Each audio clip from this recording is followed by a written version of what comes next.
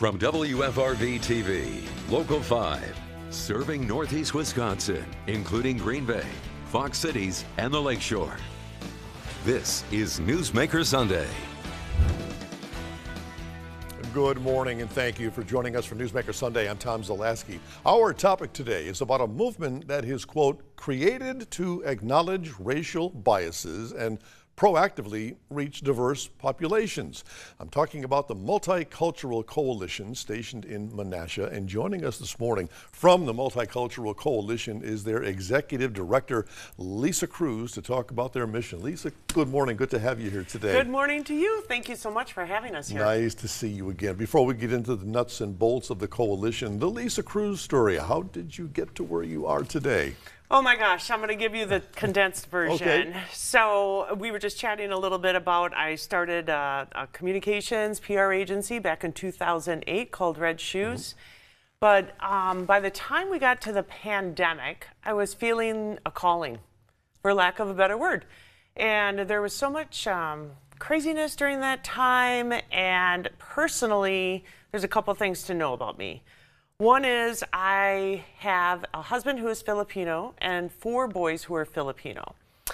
And one of the 4 boys was always coming home during a period talking about Asian hate. Really? Yes. Oh. And I sat up and I was like listening, like, what is going on? You know what? I needed to understand my boy's perspective more. And then also during the pandemic, like, I was used to a culture when I was growing up, like in times of need, people came together. And I just felt this calling, like I could be doing more during that time. Mm-hmm.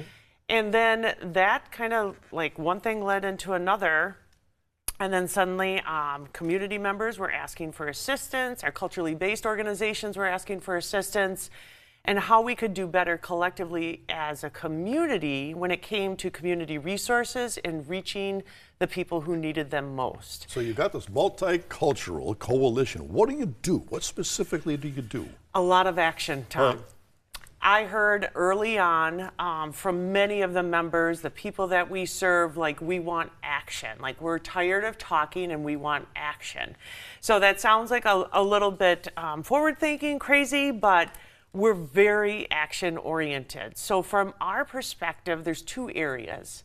One is, how can we do a better job in serving with basic needs, food, clothing, it might be housing, employment, etc. Mental health is certainly on the radar.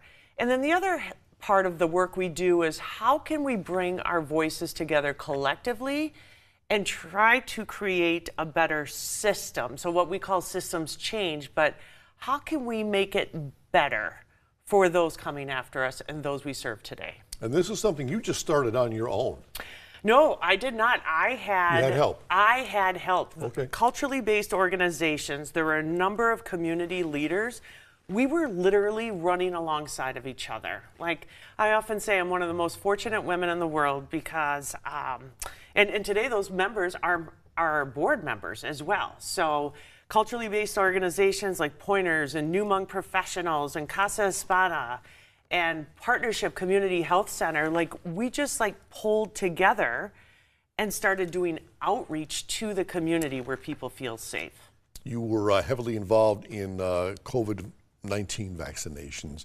Now we've kind of moved past that. Yep. Now you're looking to eliminate barriers. Oh my gosh, yes. So during the process of the pandemic, really looked at it as an opportunity to listen to what our communities were telling us. And the barriers are so numerous. And these barriers did not just come around during the pandemic. They have existed forever. And we started listening to what our community members were telling us. And then we started, like we like to say, like, kick down the door, go above the door, go below the door. But how can we alleviate barriers such as language, for example? One of the first things we did at the coalition is, when public health is issuing a news release, for example, on precautions, information, vaccinations, we were quickly translating that information and getting it out to our community members. Had it not been, were you surprised at what you were hearing from these people? Or did you kind of know based upon your own family situation what was going on out there? I knew, but I didn't know to the depth and the level I know today. Yeah. And for me personally, Tom, I'll tell you that it was like a journey of discovery for myself, and very painful journey. Because once I took a look around and I realized all the barriers that are in place, I just did a lot of reflection. And so how can we at the coalition support our neighbors, our friends, our family, and to do a better job moving forward? Many times when you hear the word chaos, you think chaos, and that was maybe the pandemic and what was going on. And we at the coalition look at it, yes, there's chaos, there was a lot of things that were happening, but how can we take that moving forward as an opportunity to do better? We have much more to come with Lisa Cruz right after this, so please stay with us.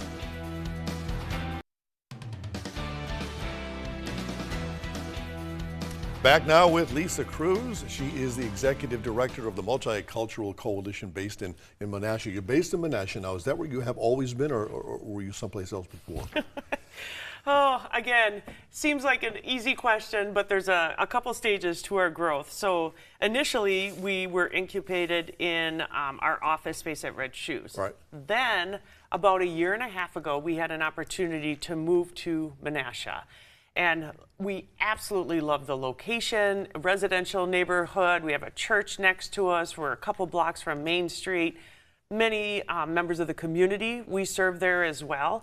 But the important thing to remember is we want to always go to where people feel safe and to meet them where they're at.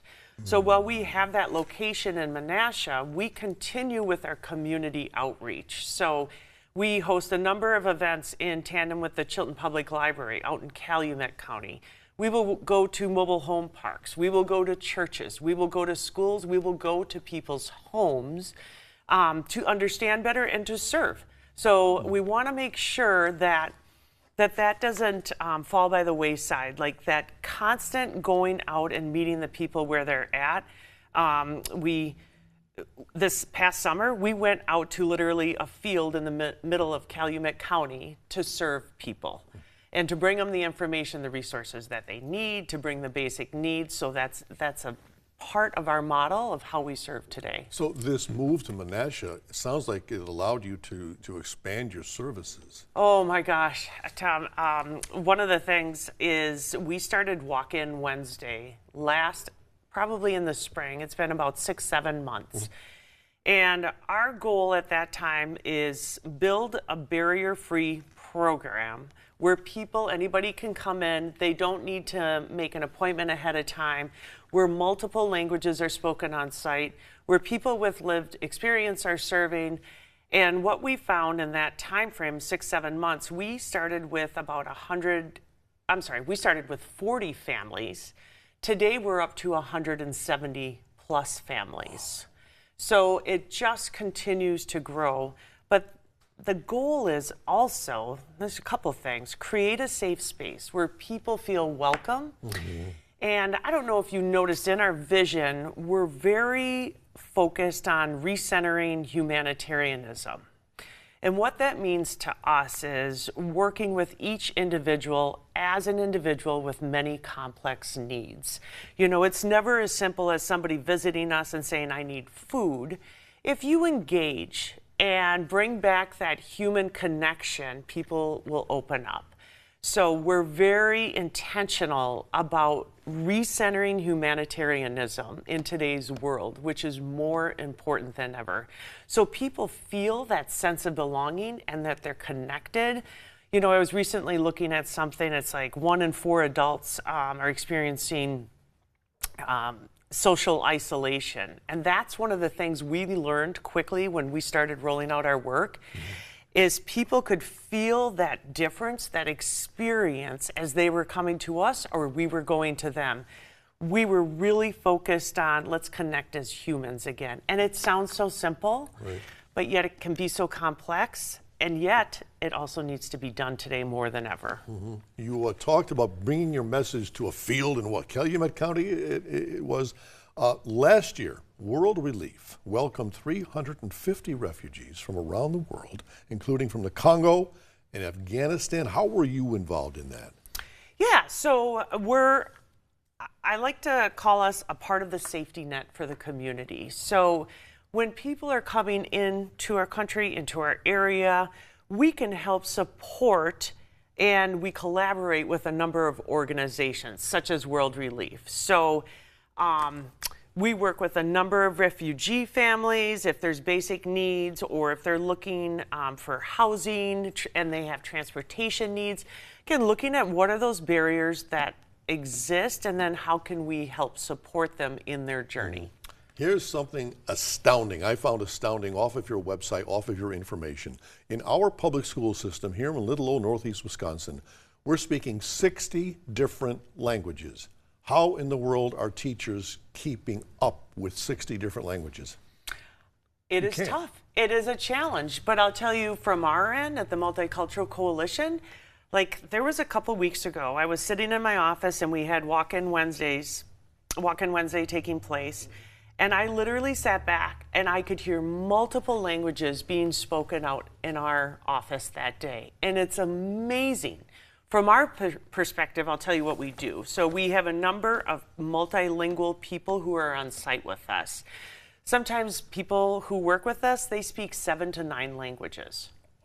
And it's amazing. Yeah. And then as a backup, we do have like a interpreter service that we can just dial in and get somebody on the phone on a moment's notice. Oh, okay. So that's kind of our safety net if we don't have somebody immediately available with us. Sure. The Multicultural Coalition, our topic this morning. Lisa Cruz, their director, is with us, and we're right back with more after this. Stay with us.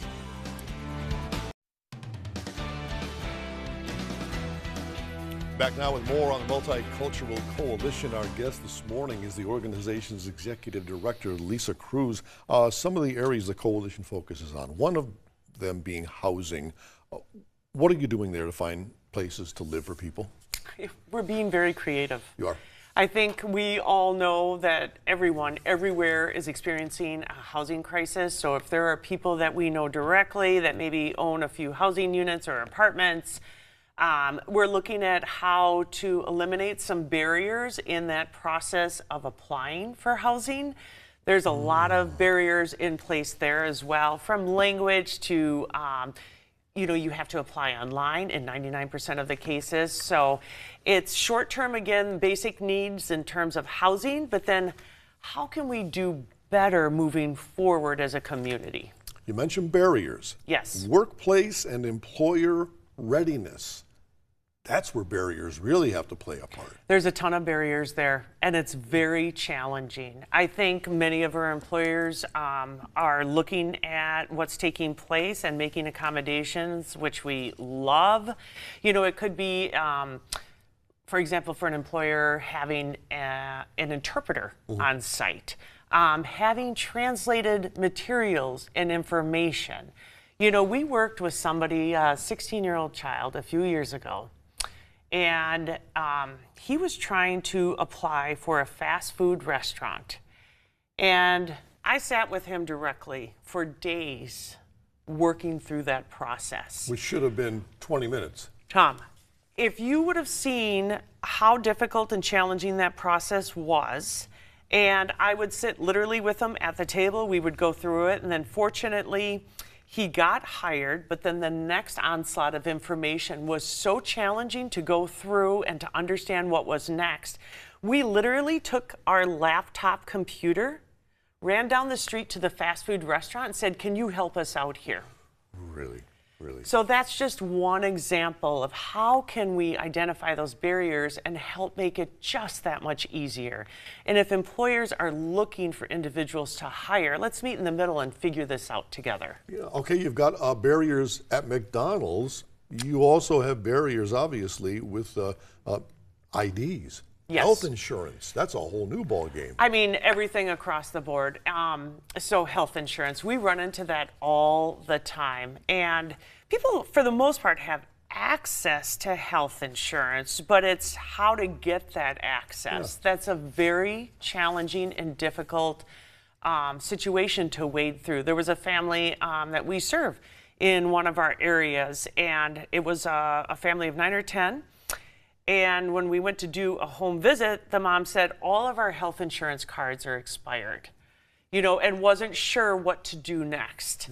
So we were able to jump in, connect them with Partnership Community Health Center, and make that connection to get them re-enrolled so they had access to their health insurance. So again, when I talk about us being the safety net, we're just one more layer for our community. How can we help navigate those barriers, but then look long term? How can we continue to improve and make it better for future generations? Are we a generally welcoming community, or do we have some work to do? I'd say we're generally very welcoming. We are. I do.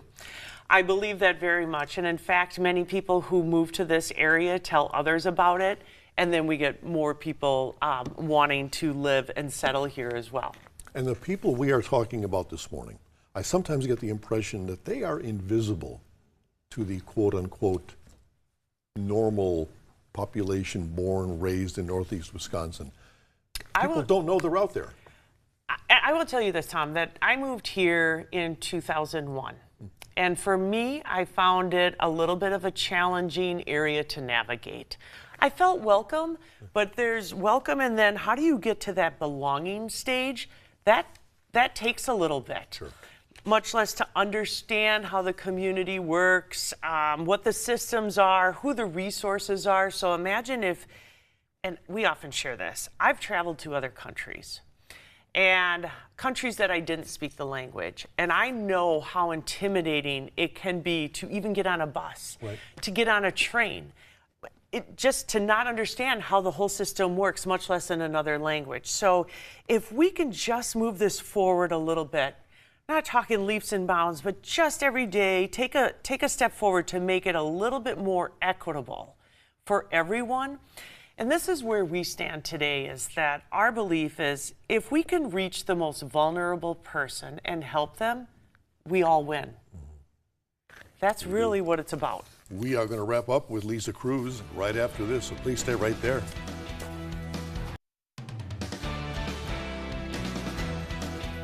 And welcome back to Newsmaker Sunday. This morning's topic, Menasha's Multicultural Coalition. Lisa Cruz, the executive director, our guest this morning. You need volunteers, I take it. You operate with volunteers. How many do you have, and what are your needs? Oh my gosh, I'd say it's kind of varying right now. We're seeing an uptick in the number of volunteers. So I think coming and going, probably getting close to the 50 mark. Really? And we always need volunteers. We have so many opportunities. And I'll tell you, Tom, this was the other thing, is that for as much action as we take, for the most part, we've had 3 employees.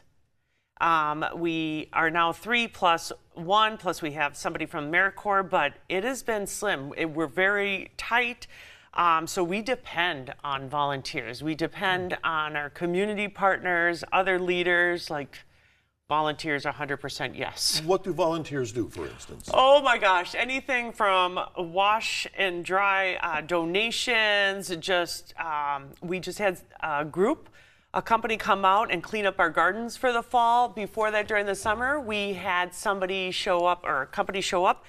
They had a group out there picking vegetables for us, you name it. Picking up diapers for us, hauling things around. We have many needs. So you've got 3 employees. How are you funded? Is that you? Are you the funding? No. Red shoes? No. That's funny that you bring that up. When we started out, Red Shoes was a primary funder, and we had some other community foundation funding, some state funding. Right now we have some more private funders and state funding, so it's always kind of a mixed bag right now. But we're also getting ready for our annual appeal. We're going to do that for the first time this year too, so we're super excited about that. Okay, so what's the annual appeal? Where we will send out a list of anybody who's come in contact with us in the last few years, and we make an appeal. We show the impact that we've had on the community, and we ask for financial support for that. Do you have stories of people coming back to you saying, look where I am today because of you? Oh my gosh. I get goosebumps every time. There is currently a woman. We were referred to this woman and her family a couple months ago from the healthcare system, and it was a mother who had 3 children living in a shelter, and she had the inspiration, the motivation to sign up for on-the-job training without transportation in place, without a lot of things in place, without childcare, you name it. And so for a 2-week period, we were picking her up and her children. She secured childcare for 2 weeks before school started. So I would go pick them up, bring the children to daycare, bring the mom to her on-the-job training, and then reverse and pick everybody up, get them back home in the evening. And then within 2 weeks, we had secured another group of volunteers through Safe Families, which was awesome. So they provided that wraparound. Everything is set for the mom. The mom is on fire. She is so excited for what she is doing. She is about to get hired. She is thinking about how she can further her schooling in the future, looking at different places to live. She is unbelievable. And as much as we helped her, her story is such an inspiration for me, our team, and the community overall, how everybody came together to make that happen. Yeah, that but most of all, her. Yeah, makes it all worthwhile. It does. Lisa it does. Cruz, thanks so much for being with us this morning. Thank you so much for having us. Much appreciated. And if you have a newsmaker in your town who you think we should have on the show, let us know about it. Send us an email at tips@wearegreenbay.com, or you can message us on Facebook. And be sure to join us once again Sunday morning at 7. Until then, have a great day.